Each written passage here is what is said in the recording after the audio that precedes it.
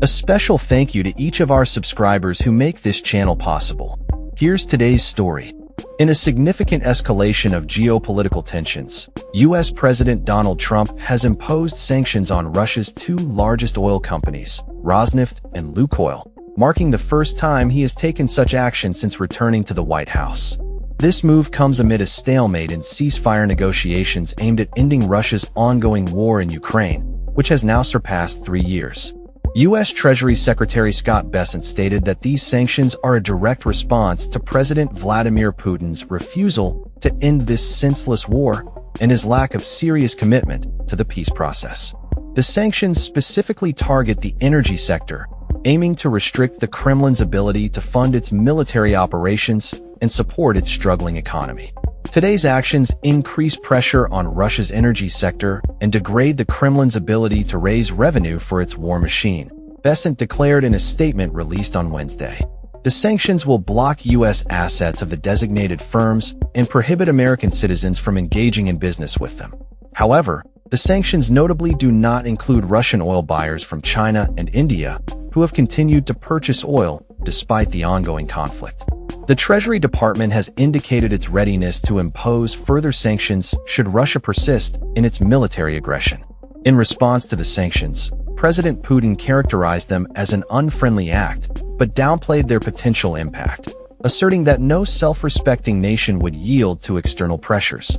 This latest round of sanctions is part of a broader strategy by the U.S. and the European Union to undermine Russia's energy revenue, which has historically accounted for a significant portion of the country's state revenue. The EU has also announced new sanctions targeting Russian energy exports, including a ban on liquefied natural gas imports. As the situation develops, analysts are closely monitoring the potential repercussions for global oil markets and the ongoing conflict in Ukraine. The sanctions against Rosneft and Lukoil are expected to create significant challenges for Russian oil exports, particularly as they account for roughly half of the country's oil revenue.